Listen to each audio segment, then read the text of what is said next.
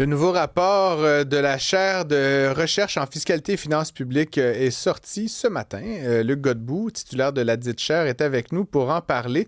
Le rapport revient sur 25 ans d'imposition au Québec. C'est quand même pas un exercice qui a été facile, certainement, Luc. Peut-être rapidement, passe-nous, quelles sont les grandes conclusions là, que vous tirez de ce travail d'observation? Mais dans le fond, c'est comme si on avait observé 25 ans de promesses de baisse d'impôts. Donc, à chaque fois qu'il y a des élections, on promet de baisser les impôts, de donner plus de prestations aux gens. Et donc, là, on se retrouve 25 ans plus tard à analyser tout ça puis dire, est-ce que c'est vrai que la charge fiscale des Québécois a baissé? Si oui, dans quelle proportion, qui en a profité le plus, Ouais. etc. Et donc, c'est un peu ce qu'on a décortiqué. Si on regarde juste le barème d'imposition, là, il a vraiment baissé, mais il a baissé pour les premières tranches du barème. Comme aux dernières élections fédérales, aux dernières élections du Québec, il y a eu des baisses de taux du barème pour les premiers taux du... Quand tu Et parles là, c'est ce qu'on... Luc, quand tu parles de barème là, pour monsieur, madame, tout le monde, qu'est-ce que ça veut dire concrètement? Ça veut dire que tu as un barème d'imposition dans lequel les premiers taux sont plus bas, puis plus tu as des revenus élevés à la marge, tes derniers dollars gagnés vont être plus imposés. Et grosso modo, mettons, en bas de 50 000, là, c'est le taux le plus bas. Mhm. En 1999, en dollars d'aujourd'hui, le fédéral avait un taux de 17, il est maintenant de 14. Au Québec, on avait un taux de 20, il est maintenant de 14. Là, il y a la notion de l'abattement. Quand on mélange tout ça, on s'aperçoit que c'était sur tous les premiers dollars gagnés, on payait 34 de taux d'impôt fédéral Québec. On en paie maintenant 26. Donc, c'est quand même une réduction qui est significative. Pour les gens, On a à peu près les gens les moins riches, là, les gens qui pour les- gagnent le moins, le taux a beaucoup baissé depuis 25 Oui, ans. puis c'est également vrai pour le deuxième taux du barème qui a aussi baissé. Mais là, on est quand même rendu jusqu'à des revenus d'à peu près 110 000. Là, c'est quand même Mhm. moins, là, c'est quand même significatif.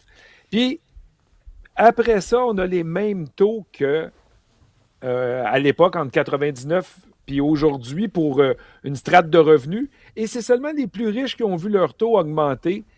En 2026, il est 3 points plus élevé qu'il ne l'était en Hmm. 1999. Donc, il y a eu un déplacement, mais on a surtout baissé le taux des moins nantis, des premières tranches du barème d'imposition. À ça, c'est ajouté... Fait que quand on attend, excuse-moi, mais quand on attend souvent là, dans l'espace public que les baisses d'impôts profitent surtout aux plus riches, votre étude montre que c'est totalement l'inverse, en fait, là. On a bougé les barèmes pour les premiers dollars gagnés, mais ça n'empêche pas que si vous gagnez 20 000, on va vous donner une baisse d'impôt sur 20 000. Si vous en gagnez 200, le premier 50 000 va avoir la baisse d'impôt. Le deuxième 50-75 000 va avoir la Hmm. deuxième baisse d'impôt. Donc, en argent, les plus riches économisent plus, mais en pourcentage de l'impôt qu'ils paient, ou en augmentation du revenu disponible, c'est les moins nantis qui ont été les Qui plus ont gagnants des gagné. 25 dernières années. Parce qu'on parle beaucoup de modifier les taux du barème, là, de ce qu'on parle depuis le début de l'entrevue, mais il y a aussi des prestations qui découlent de la fiscalité. Puis celles-ci ont été fortement bonifiées depuis le début des années 2000, qu'on pense aux allocations famille. Et du côté de Québec et du côté d'Ottawa, dès qu'on avait un peu d'argent et on voulait donner de l'argent aux familles, on bonifiait les allocations Je comprends. famille. Si bien qu'aujourd'hui, pour des familles en bas de 175 000 puis qui ont 2 enfants, la moitié de l'explication dans leur augmentation de baisse de charges fiscales, ça vient des bonifications des prestations familiales. OK. L'autre moitié viendrait des changements du Fait que barème. ça, vous, dans votre univers, c'est de l'impôt, là, c'est-à-dire un transfert. Quand on te renvoie des sous sous forme de Basé prestation, sur ton allocation, revenu, c'est là, ça, c'est une forme oui. d'impôt inversé, c'est-à-dire c'est l'État qui te donne Ben et oui. pas toi qui Ben, paye, là. Ouais. regardez, avant, on appelait ça un crédit de TVQ, on appelle ça maintenant un crédit de solidarité. Avant, on appelait ça un crédit de TPS, on appelle ça Ouais. une allocation pour l'épicerie, mais ça reste des prestations qui touchent la fiscalité et c'est ça qu'on appelle les prestations fiscales. Je te posais la question parce que, en fait, puis je veux pas accuser la presse, mais le titre de l'article, c'est qui a le plus bénéficié, les familles et les riches. Là. Puis là, encore une fois, c'est toujours un débat en dollars, en pourcentage, C'est etc. ça. Je veux pas revenir sur la question des riches, on l'a couverte, mais les familles, essentiellement, ce que j'ai quand même parcouru là, l'étude moi-même, les familles sont vraiment les grandes gagnantes. C'est-à-dire, faites des enfants, là, si vous voulez. C'est ce que vous dites un peu, non?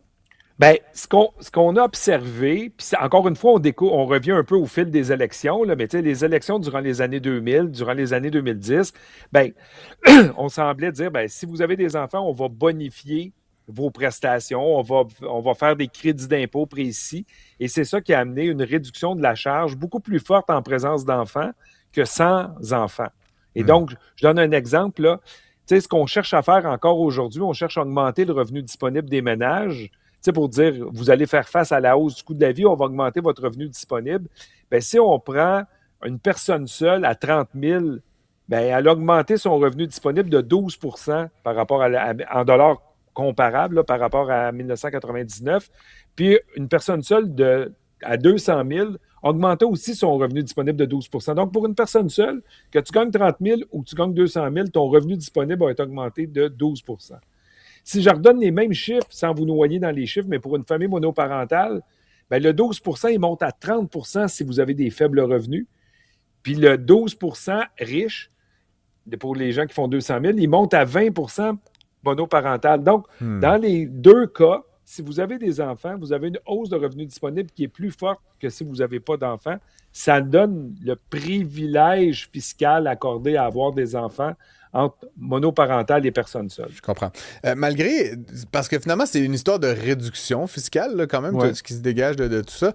Malgré tout ça, le Québec reste quand même une des géographies les plus lourdement imposées, là, en tout cas en Amérique du Nord. Comment t'expliques ce paradoxe? On sent que ça a comme bougé dans une certaine direction, mais ça reste qu'on a aussi le sentiment que le poids des taxes et impôts est très important au Québec. Est-ce que c'est une perception? Non, c'est pas une perception. Si on prend juste l'impôt sur le revenu, puis on regarde tout ce que les gouvernements ont collecté au Québec en impôt sur le revenu, puis on divise ça par la taille de notre économie, on est troisième plus grand utilisateur de l'impôt sur le revenu, j'oserais dire dans le monde, mais dans les 30, 31 Ouais. économies avancées, on est fortement utilisateur. C'est pour ça que nous, on élargit un peu le concept en disant, ben, si on tient compte des cotisations sociales, si on tient compte des prestations fiscales, là, le portrait change un peu. Fait que c'est impôt sur le revenu au sens large qu'on regarde aujourd'hui, alors que dans la statistique, poids de l'impôt sur le revenu, ça ne tient pas compte des prestations fiscales Hmm. Euh, aujourd'hui. il y a des élections qui s'en viennent. Luc, je devine que Oui. la publication de ce rapport et peut-être de d'autres rapports à venir ne sont pas étrangers là, à la campagne. Bon, on avait Éric Duhem aujourd'hui là, qui était en point de presse, qui a dévoilé le slogan. Il a parlé directement là, baisse d'impôts et tout. Oui. Il y a probablement d'autres partis qui vont faire des annonces.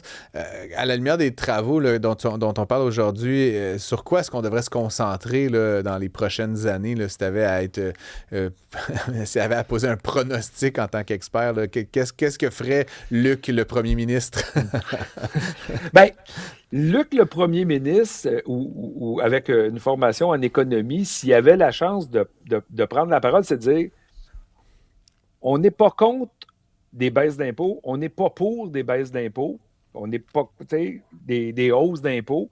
Tout dépend, est-ce qu'on en a les moyens? Puis je pense que la Hmm. première clé de la voûte, c'est de dire est-ce qu'on peut se permettre de baisser les impôts ou de les augmenter dans le contexte budgétaire actuel? C'est ça la première question pour tout parti politique. Aujourd'hui, on le voit, on est en déficit, donc il manque de l'argent. Donc, techniquement, il faudrait penser à aller en chercher plus pour équilibrer le budget ou limiter la croissance des dépenses. Ça va être ça le défi du prochain ministre des Finances, de quelque parti que ce soit. Hmm. Effectivement, ce sera un beau défi. J'ai bien hâte, moi, de découvrir les plans des différents partis. Là. Il est un peu tôt, peut-être, pour commencer à décortiquer tout ça, Mais mais là, on ça avait un me... slogan tantôt dans Ouais. votre reportage, mais après ça, on aura les plans. Mais les plans ne seront arrivés peut-être d'ici un mois. Nous verrons un peu plus clair dans ce que Ouais. proposent les On, partis. Là. on te réinvitera sans On faute, se Luc, reparlera à l'époque, à ce pour moment-là. décortiquer tout ça. Merci beaucoup, Luc Godbout. Je rappelle que tu es titulaire de la chaire de recherche en fiscalité et finances publiques à l'Université de Sherbrooke. Merci, bonne journée. C'est un plaisir. Bye bye.